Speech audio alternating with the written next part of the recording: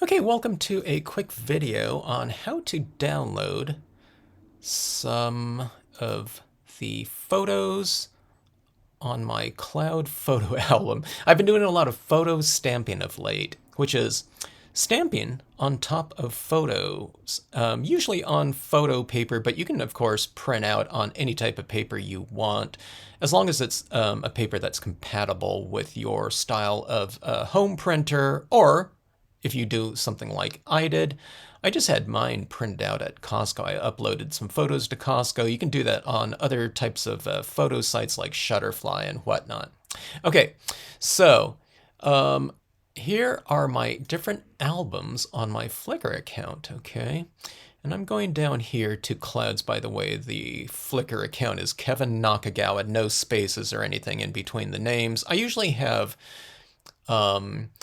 links to all of the specific photos that I'm using underneath all of the videos here on YouTube. You just click show more and the description section opens up and it has all of the different types of sources and media, including links that I have used in these scenes.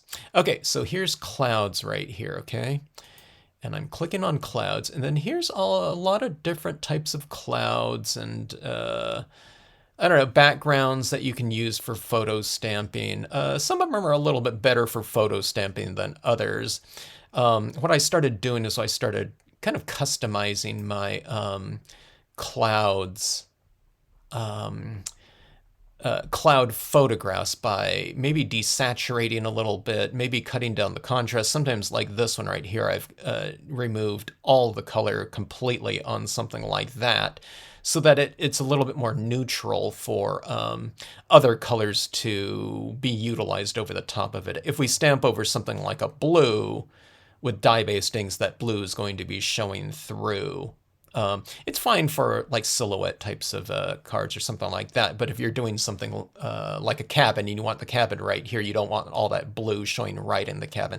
That's the reason why I have a really desaturated, low contrast grayscale prints like this one right here, just for your option. But I mean, if you know something about, if you have some software where you can manipulate photographs, you can do that too. Like a lot of times right in your phones these days, you can manipulate your photographs before you post them to whatever types of, it's like social networking sites that that you're on.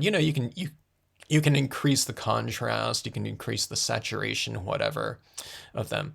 Okay, so anyways, let's click on one of these photographs. How do you download these for printing? Okay, so I'm going to click on this right here. And then on Flickr, let's see, we have the print here. And let's see. Okay, I'm scrolling this over because I'm using this other software program right now, so I can't see all of I have to move my screen around a little bit. Okay, so see this little download button? That means downloading right here, okay?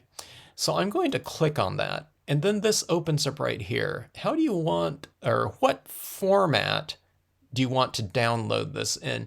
Now, if it's going to be something for printing, what you want to do is you want to go with the original right here, okay?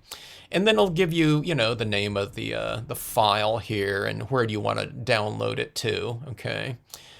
And let's see here. I want to save it to my desktop, like right here. And I'm going to save like that, okay?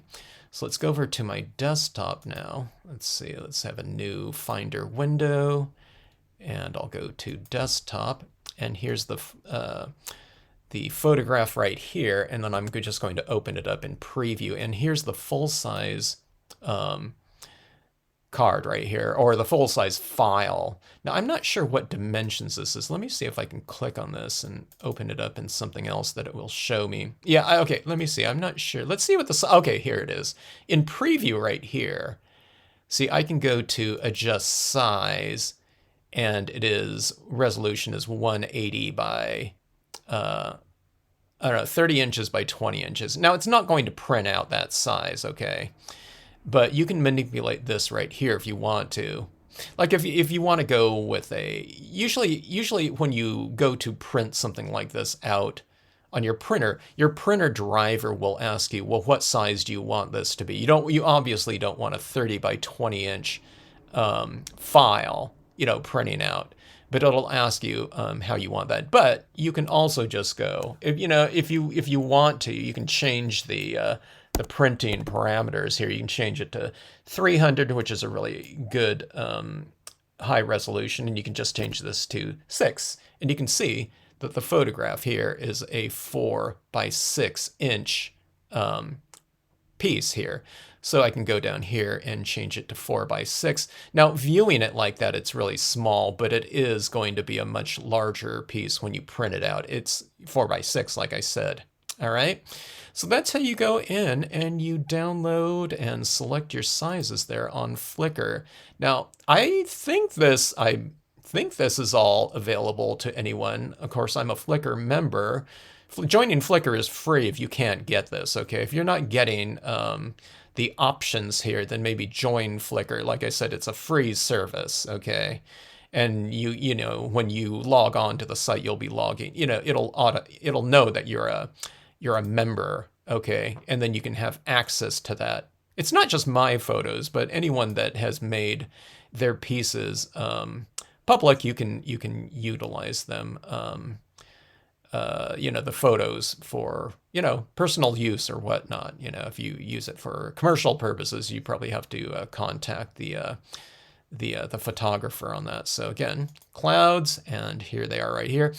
Just in general, I made some, after I started doing mirror cards, okay, I started doing much higher contrasty saturated cards like this because these clouds look really great reflected in a mirror card situation. And I don't know, these are just some general ones right here of a twilight. I really like this kind of watercolory looking sky that I saw one day. So no manipulation done on that, just some different looks there. So here's some higher contrast pieces in here. And like I said, you can go into these pieces and manipulate them for your own type of usage. So again, let's go with download. Let's go with the original size right here. Save. And I'll go to my Finder right here. And I will open up this file right here.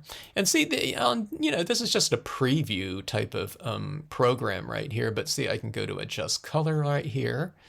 And then here's the exposure. You can make it darker, lighter, contrast, if you want to make it more applicable for different types of stamping, usage where you don't want this type of high contrast, you just lower your contrast like this so you can stamp, I don't know, whatever, that cabin or bridge or whatever, because again, you're going to be adding in some additional colors in here anyways. Here's let's see, let's go with the saturation right here. See the saturation right here? I can remove that and it makes it grayscale or black and white. Okay, so I can go with something like this, and you want to use all autumn colors or something like that over something like this, then this is now neutral instead of, super high contrast and basically blue and white. All right, so there's all kinds of other things, I mean, this is just some really basic controls here, but even with some basic controls, you can really manipulate the photographs for your own needs. All right, so anyways, that is that. If you have any questions, drop me a note in the comment section, and hope you enjoy these free sky photos, cloud photos, etc. All right, if you have any questions, drop me a note in the comment section or send me an email.